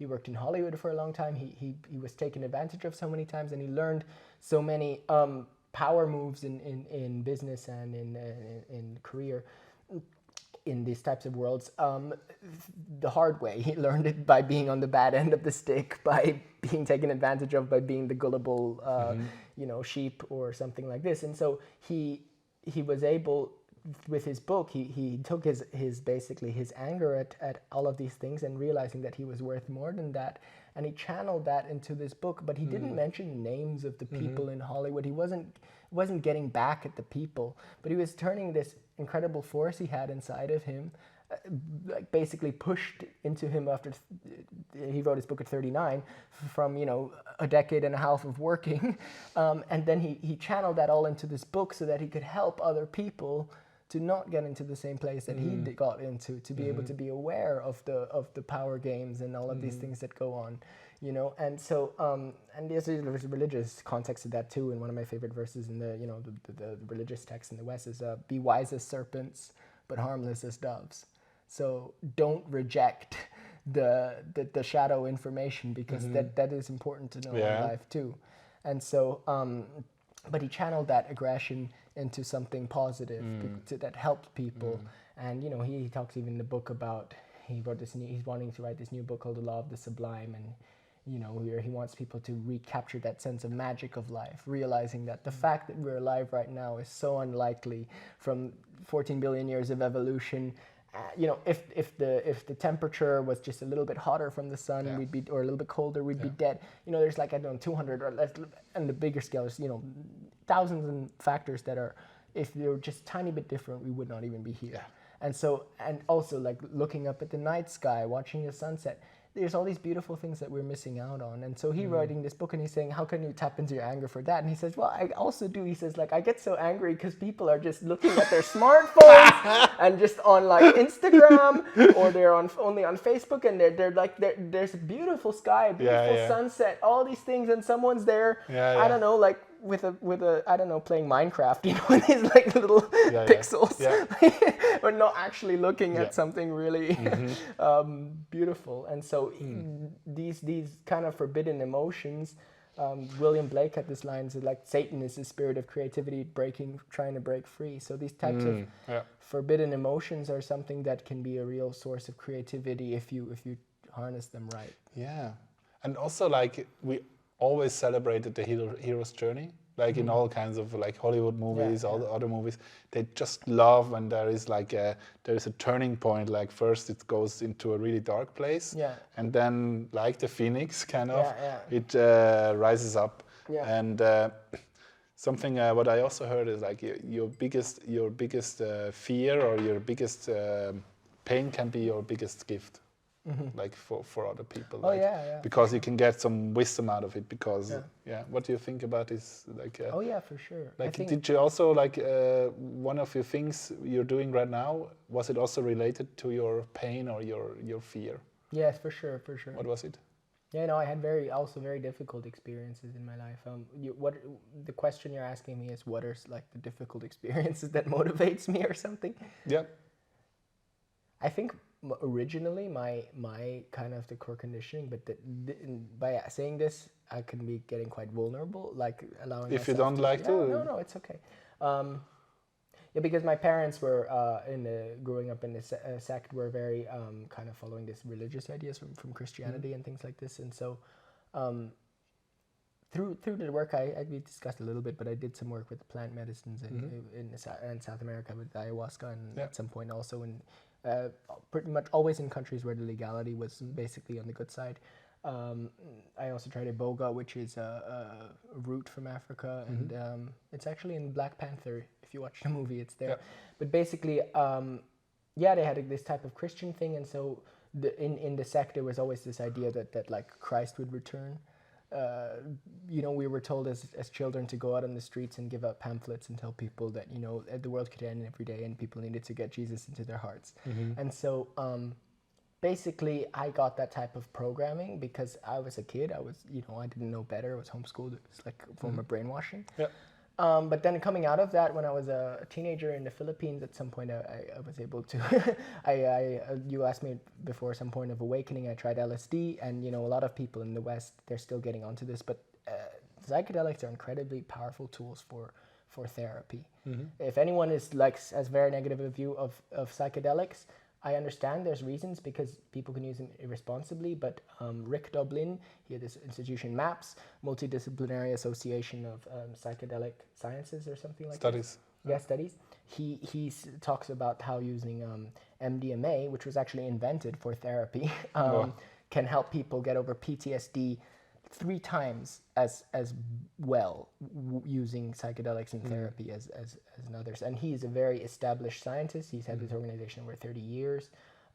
He has a PhD in the field he's studying. So there are works being done in psychedelics which are useful. And so LSD kind of got me to break out of this very religious phase back then.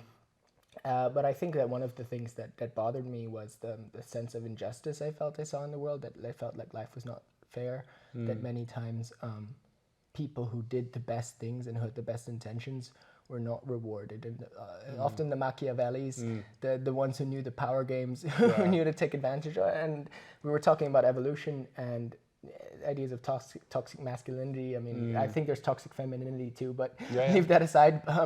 Like Genghis Khan's basically, who went to war and had many wives, killed tons of people, tortured lots of people, raped many people. He was so evolutionary successful. They say 16 million of men nowadays are probably direct descendants of Genghis Khan, 0.5% of the population. One of the most evil person is so successful. Why is this in the evolution? Why does God or the universe come up with such a creation like this, where the good people they're basically losers, and the bad people are all generally kind of winning. And so for me, with plant medicines, I learned a lot about these things, about like the shadow work, where you can't just put that on the other side. All of those negative things that I might have projected on others, I see them now inside of me. Like Jordan Peterson, this psychologist, talks about, before you look for the snakes in another person's heart, find the snakes in your own. That's actually one thing that all good religions do, is they try to make the person look for what's wrong in themselves first before they go judging the society. Because a lot of nowadays with the social justice warriors, it's all about fixing the world when no one's really looking at themselves. And so I started to see that all of those dark things are also inside of me. And through evolutionary psychology, I actually see it like from the shamanic perspective. I explored spirituality too, and so in South America was with plant medicines and their type of shamanism, and then in India with Eastern mysticism. And basically, from the shamanic view, like the game of God is to play all the possibilities. And so if you, as a conscious being, let's say if you were the God and you had a child, or I don't know, you think of yourself using these types of mind experiments, would you like forbid your child from playing certain games? Okay, if a godchild could play lives as all these types of games, as all types of lives, would you forbid him from playing the Genghis Khan game? Would you forbid him from, I don't know, playing the Donald Trump game? Just use a relevant example of someone who loves people love to crucify. And so basically, that one of the theories is that the ultimate reality, it's basically that as a conscious being, you're allowed to do whatever you want. The only thing is you have to take on the karma of those actions. And so, but I think that also has evolutionary, like I had a very spiritual background, but now I've become more and more scientific in my thinking. But I think that the whole process of evolution, it's like people could have behaved selfishly, and many people did. And so Genghis Khan was one of those people who was successful back then, but nowadays that type of Genghis Khan thing is not going to work. Yes. Nowadays it doesn't work, So, and because we become more evolved. And I mean, sure, he might have a lot of descendants, but a lot of them are also probably in countries which are not as advanced as our country. So that sounded really wrong. But anyway, the point is that like the actual process of evolution and selection is that people are selecting, especially men and female selection, that the females especially selected the men which were basically more cooperative and more altruistic. Richard Dawkins, a very famous evolutionary biologist, wrote this book called The Selfish Gene. He has a chapter, it's called Nice Guys Finish First. It's always nice guys finish last. But he put a chapter in there, Nice Guys Finish First, and he talks about how it's basically at the level of the genes, that the more cooperative you are in the long run. If we're just playing one game together, if I screw you over, I can win more. But if we're playing many, many, many, many games together, then if I'm more cooperative with you, or with everybody, I can win more in the long run. And the prisoner's dilemma is, if anyone's really interested how that works at the genetic level, that's something interesting to follow. But that's even at the level of the rats. Like they said, like the rats will fight, the big rats and the little rats, and they actually have to fight to develop their brains. And the big rat, he has to allow the little rat to win 1/3 of the time in order to keep playing. Otherwise, the little rat doesn't want to play anymore. Okay. And so even this morality is very basic type of morality, where kind of like allowing the other person to win sometimes, it's already at the level of the rat. So you asked me about my core conditioning, what was like my first wound, or something like this. I guess that's what it is kind of like trying to understand the injustice in the world. And I think I resonate with certain people. Like there's a psychologist, Jordan Peterson, he talks about this too. I mean, obviously he's much more educated and older, but he talks about how he tried to understand, the Holocaust and the gulags from the Soviet Union, and how people could be so deluded and tricked into these huge systems or evil. And he realized the best way to solve this is to imagine himself first as the Nazi guard, or as the Soviet soldier who put the people into the gulags, because that's most likely what you're going to be. That's how we humans are. And so not projecting that all the other people are bad and I'm the good one, realizing all of those empathy, parts can be inside of you. Being empathic and giving a person who has another opinion, maybe 100%, 180% the opposite, giving this person like the possibility to share how he or she sees the world and how he or she feels. Yeah. And then try to understand it. You don't have to support it, but you have to. It's good to understand it and be cooperative even with these people. Yeah. Right. Yeah. In some ways. Yeah. Yeah. For sure. For sure. Definitely. Yeah, it's interesting. Like I was also many times at the point I was like, why other people are more successful than me, who are more like, let's say, smart is not the right word, but they are more like not criminal, but Machiavellian, kind of like more a little bit psychopathic, or to a certain degree. Yeah. That's also like I think you know about this. Like in today's society, the people on the top, they have almost, or I would say even always, they have some psychological. There's a psychopathic. Psychopathical. Yeah, there are a lot of the So I forget who studied this, but he says that like probably most of the politicians have some type of psychopathy, and actually there's in the Wirtschaft, in business, yeah. But they actually say that it might be important, because when you're making very big decisions about people's lives, if you get emotional, you might actually make the wrong decision. That you need to actually use the statistics. And now I'm curious, like when we talk about AI, artificial intelligence, I have the feeling with some big decisions, what do you think about this? Like, because AI, how I understand it, it doesn't have like personal values involved in the decisions. It just follows a grid of programming code, right? Yeah. So what do you think? Is there a possibility that the psychopaths in the past, in the high ranks, can be replaced by AI in some kind of topics or some kind of decision processes? Do you think there is a possibility? Well, I mean, a psychopath is almost quite similar to an AI. Yeah, I think so too. They don't have emotions, maybe. Yeah. I mean, I was studying psychopaths in psychology, and some people have a very negative idea of psychopaths. That also, like for example, serial killers. You do have serial killers, serial rapists. Yeah. Serial killers, pretty much all serial killers are psychopaths, but the vast majority of psychopaths are not serial killers. Yes. And so there's a lot of people who have psychopathic tendencies, but they're not serial killers. And yeah, I mean, AI is a huge topic, because the question is who is in charge of the AI at the end. But with understanding the psychopaths, that is something quite fascinating. I mean, they say basically now that by the way, most psychopaths are men. Like 1 out of 20 or 30 or 50 is they're only, maybe it's going to be a woman, but like 20 to 1 or 30 to 1 are going to be men. And it has a little bit to do with the mating strategies. Well, because the men can kind of hit and run a little bit easier than and that's the psychopathic strategies to keep moving. Yeah.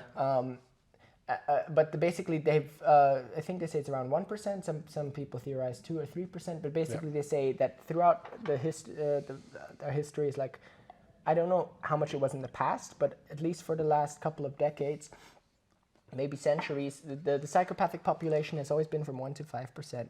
And when the psychopathic population gets higher, then people start to become more aware of like the manipulations, and then they start to be really, really watchful. And then the psychopaths start to die out because people are aware of their tricks. And then once they start to die out and they start to become to 1%, then the people start losing it, and they start becoming a little bit less watchful and too trusting. And then the psychopaths start being successful again. So you actually see that in our genetics, like the way our societies are, that the psychopath population is kind of like going like a wave. Yeah. And you see this. It's very fascinating if you look at like all the evolutionary side. So yeah, definitely but yeah, the psychopaths, like they can do actions without feeling like emotional guilt and all these types of things that most other people experience. So AI. Yeah, actually, that's an interesting idea, that AI is basically like a super powerful psychopath. So, Yeah. And psychopath, we have such a negative term associated with that, like a negative connotation with that word, but it doesn't necessarily have to be, because like we were talking, sometimes actually just doing the statistics is more, understanding the statistics and calculating them right is more important than just blind empathy, you know? And so there's philosophical problems behind that. There's this actually interesting film called I Am Mother. I think it's on Netflix.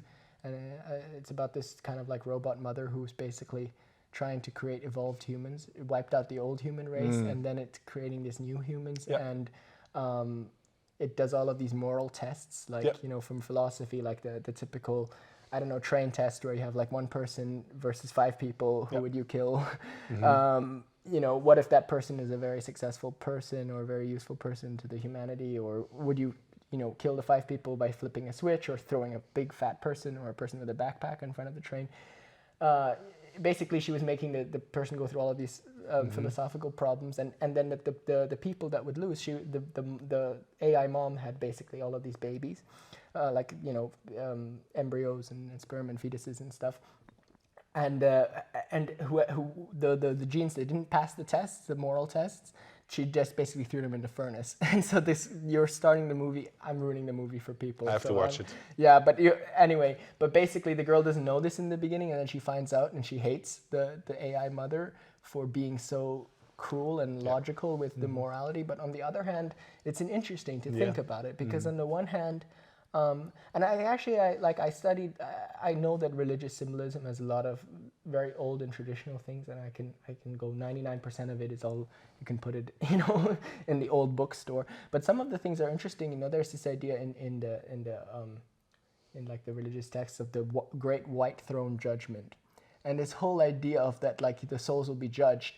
And for me, it's almost like, if you imagine it from an archetypal sense, it's almost like an AI. It's that we come up with an AI, and the AI judges the morality of humans, and it decides which humans can pass and which can't. And I don't know if it's going to be like that, but it's an interesting idea. Definitely, AI is something to look out for.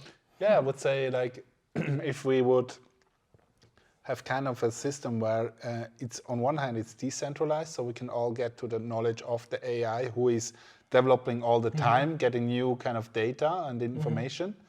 And if we can, the question is also like, okay, maybe it doesn't have to be worldwide. People can still choose in which kind of societies, more like the smart cities, that's a term, or less of that.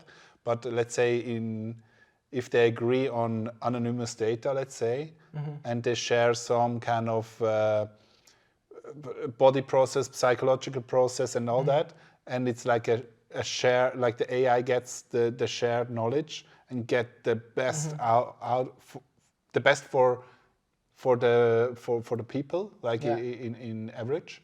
That would be like for some decisions, of course, not everyone, but let's say with food, with money, like everyone gets the same benefits. This comes exactly to something I was just thinking about very recently, and I was watching this video just about evolutionary psychology yesterday. It's actually an economic idea. It's called the veil of ignorance. And it's basically, if you would never know which person you would be, if you'd be born in a society and you would never know which person you would be, what would be the best way to structure that society? And it would be as equal, as egalitarian as possible. Because if you don't know if you're going to be born as the king or as the peasant, the best way is to make the hierarchy as even as possible. And so that wherever you're born in society, you can still have a good life. Exactly. So this is a philosophical idea, but I actually think that all of these, that's why I love to use evolutionary psychology for everything, even also like this, I had these, maybe I put too much authority on it, but like even things like the shadow, like loving someone who is, someone who you think is very evil, takes advantage of people, that crosses all of the moral lines that most people would never do, murder, rape, all these things. You say, in spiritual sense, they say that person's a part of you, and then in Buddhism or all these things, like you're all part of the one, the Atman and the Brahman, it's all connected, and so you're supposed to love that person because it's also as part of you, and you're like, yeah, but that's not me. I'm me, and this are my genes, and that's him. But if you go far past enough in our evolutionary history, we all came from a common ancestor. And so he's actually like your very, very, very distant brother, or that person's very, very, very distant sister. And so when you're talking about like the veil of ignorance and being born in a society, I think it's actually, and that's why empathy is a more powerful thing, because we humans are niche switchers. And so we enter in different environments, but different environments favor different genes and favor different adaptations. So one of my favorite examples, like humans generally, for us humans, we generally think that being tall is better. And generally, in many aspects, it is. But like in certain times in history, I know the Flores. There were these types of humans which are very small. Something with like Flores is in their name, but basically they went to this island, and then the bridge between the land got broken off, and only the very short people could survive, because the big ones, they had to eat too much food and they couldn't survive. And so everything on this island was smaller. They had elephants, but they were really small elephants, and they had all these really like small little animals, and the humans there were just like a meter high. Flores-Suvians, or I don't know, something like this. You just look up people island of Flores if you want to find this thing. But so different environments favor different genes, and so as a humanity, we're moving into an unknown future. If we have a hierarchical environment where like this type of we only push up this type of person, the problem is that maybe we move into another environment with AI or something else, and that type of person is not going to be valued anymore, and so then we're going to have a big problem. So like a great example is like the slaves. Slavery for human history was so normal, but now after the abolition of slavery, before, the slave owner was one of the most powerful people in society. Why? Because he had so much money and so much property. But after the abolition of slavery, imagine a generation or two later, he was probably, I mean, he might still have had money, but he wasn't looked at good at by people. And his children might not also have not been looked good at by people. And so we humans have had stories for a long time. And they even say like money, it's still a story. That we think, you know, we have this idea in the West that we still carry called meritocracy, that people who have money because they deserve it. I would say that it's a relatively accurate thing, but many times it's wrong, because many people just inherit this money, just get lucky. But the problem is, if you believe in the meritocracy, the shadow side of that is that people who don't have money then don't have money also because they don't deserve it. And that's wrong, I think, most of the time. It's usually most people, it's just, I mean, in the comparison, they were just born in that type of situation. Not that they, you know, and a lot of people say, oh, they're lazy, and then they're dumb, and they're irresponsible, and all these things. And that can be a subjective claim, and in a relative sense, you can also argue that. But basically, Yuval Noah Harari, the same historian who talks about all of these different things, how humanity is going towards oneness, more unity, he talks about how even this idea of the meritocracy, that the people who have more money, basically, that system might also start to go away in some point in the future. And so maybe the very rich people who took advantage of others in some point in the future might not be looked at so well. And so basically, that's why trying to create societies that are more equal is a better strategy for evolution in the long term, because you don't know where your children could end up necessarily. And so raising them in an equal society gives them better chances of survival and a good life. Yeah, and also like something I got some years ago and really fascinated me, like the understanding of being a billionaire or a millionaire. Today, when you say I'm a billionaire or millionaire or someone else, people often they think, of course, about money. But what if we can change the narrative, and it would be like a person who helps a million or a billion people with a great idea or a great method, you know? And if we can change it to that, and you were talking in the beginning about money, like if you break it down to 9 other people and you get one tenth, then with love, with information, with ideas, with creativity, like artists, the creativity, this is like everyone can benefit from it, and it's like what is it in English? It's evolution, also, but you can multiply. It's exponential. Exponential, growth. That's the thing. Yeah, no, for sure. And the guy who was talking about this, and the Rabbi Jonathan Sachs, unfortunately, he passed away. But he was saying that it's exactly like. And I've thought about this too, like the most successful story in humanity in the future shouldn't just be money and like self-empowerment and these types of things. And it's changing. It's part of the times, generational cycles. But I think the future story will be one of the words that could capture, kind of like caption it or something would be like harmony. Harmony with our environment and harmony with within ourselves. Why? Because harmony within yourselves is good for your physical health, that you don't have all these health problems. Health is very important. I think it's even in Western societies, health is even bigger importance for people than just their career, because if you have really bad health, it doesn't matter how much money you have in the end. So yeah, if you're having inner harmony within yourself is so important for your health, and then harmony in your environment is going to be so important for your relationships. And yeah, I think they say the statistics, like a lot of the things they show, like especially intimate relationships provide like, I don't know, 60%, 70% of a lot of people's happiness. But people invest how much of their time? I think like 2 or 3% in that, and so in a week or something like this. Yeah. And so you know, that's just one example, but there's a lot of other examples. But like harmony within yourself, harmony in the environment, I think this is going to be this type of thing that we should start kind of worshipping or looking up to in the future. Worshipping. Now we have it, the new religion. Happiness. Well, I'm using an old term, but it has its evolutionary base. What is the focus? How do you construct the world? What is your system? How is your hierarchy of values constructed? You know, and that niche switching aspect, I think it's also great. And I do think children should worship shapeshifters. Yeah. Yeah. Cool. I think we talked about this evolution, yes, and let's. I think we can end it for this time. Yeah, I mean, sure. You shared lots of lots of information, great, and what I'm fascinated by you. I'm really not good at this. Is like you know so many things, like also the author or the person who talked about this, and it's like really valuable. So thank you for that. Thank you very much. Yeah. And let's talk about always at the end of my podcast, I'm asking people like, what are the 3 tips? What are your 3 tips you would give, recommendations you would give someone who is listening or watching this podcast to have a better life? Yeah, there's a number of different things, of course, but I think from the things we've talked about, and we looked into this a little bit earlier, one of the first ones that I would say is find it. That's more of the going back to the concept of inner harmony.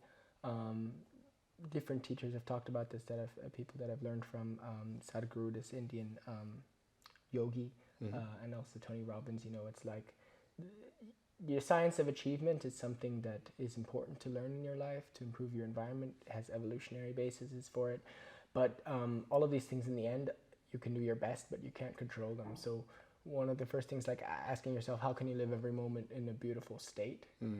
How can you arrange your psychology and what you're focused on to doing that? And how do you get to that beautiful state?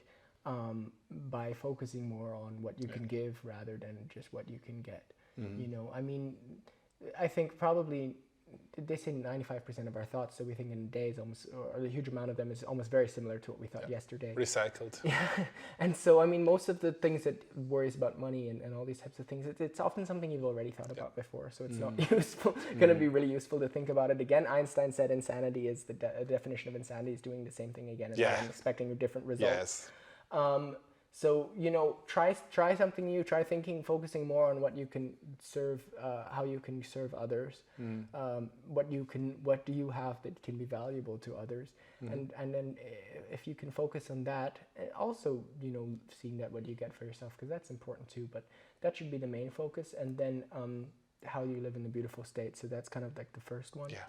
Beautiful state, through finding that beautiful state through joy, thinking about serving others and being happy with yourself in the present moment, being content with life, being at peace with the universe and whatever you conceive of as God or consciousness or the big picture. And then the second one, the three questions: how do people live a happier life? Is this the question, or what is it?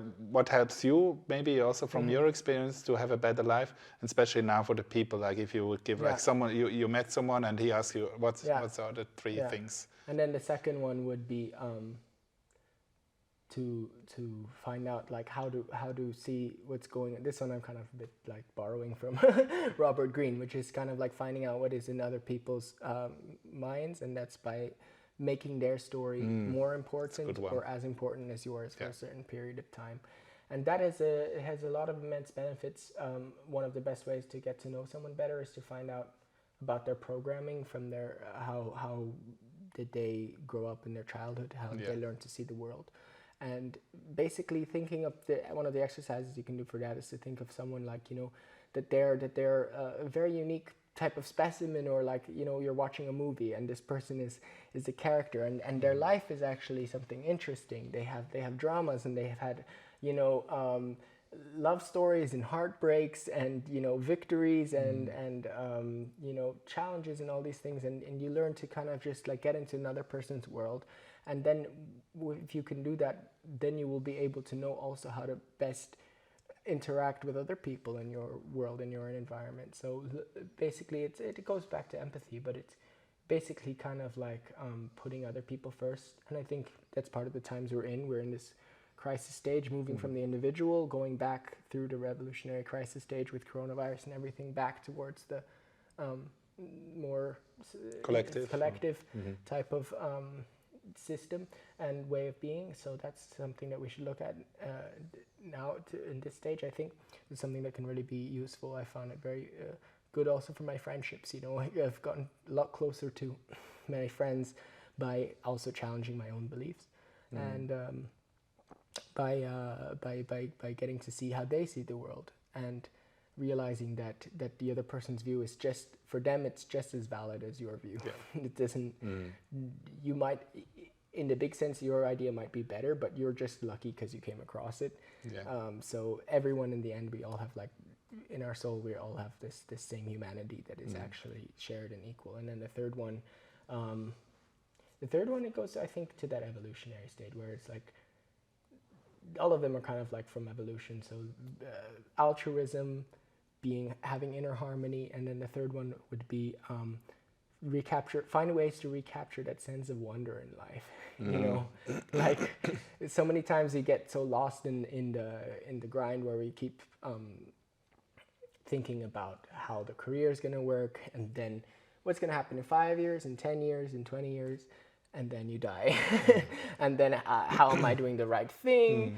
Am I going to, where am I going to be? What would happen if I did that thing yesterday or a few years ago different? And what if I do something today that fucks up everything in my future? Sorry for the bad language. But, these types of thoughts, it's like, yeah, they're partly there because they're our programming that we got to try to adapt to our environment. But one of the things that is really powerful, that's also a tendency that will actually help you to grow and evolve, is recapturing that sense of wonder in life, that creative side, that playful side. Actually, I think a lot of the most successful people, and if you'll see this in TED Talks, podcasts, anyone, the very successful people, they all have that sense of playfulness, like that we were talking Elon Musk or stuff like this. Like he's a perfect example. Like he doesn't seem to care about about the interview, or like also like his flame.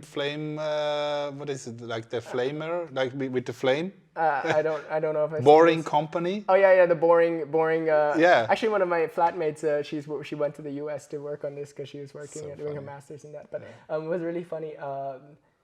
That's just, and like all I know is also he was smoking weed on the Joe Rogan show. I think his stocks like went down like a huge amount that day because everyone was like, "How irresponsible is he? Such a crazy man." But like that aspect of wonder, of playfulness, of leaning into your weirdness, of creativity, of allowing your inner artist, your inner child, your inner divinity, your inner god or goddess to come out. Just to realize that you don't need to take life that seriously. I mean, the fact that you're here is such a precious gift. So realize how amazing it is, and just cherish it. And everything, trust the universe. It's the fourth one. Thanks, Joel. Thank you too. If people want to get in contact with you, how can they do it? For now I have a guitar website, but that's something else. I'm on Facebook with my name, Joel Gamonez. That's how do you spell it? Joel, Joel, and then Gamonez, Gamonez, EZ. And of course, I have it in the show notes, but for Yeah. people who just listening. Thanks. And the other one is just my email, which would be like j.e.h.gamonez@gmail.com. All right. j.e.h.gamonez@gmail.com. Yeah, that's Cool. ways to reach me for now. Yeah, thank you, brother. Thank you. See you I soon, enjoyed huh? it. Yeah, it was a lot of fun. And it was really, really lots of value. Thank you for that. Thanks. Appreciate it.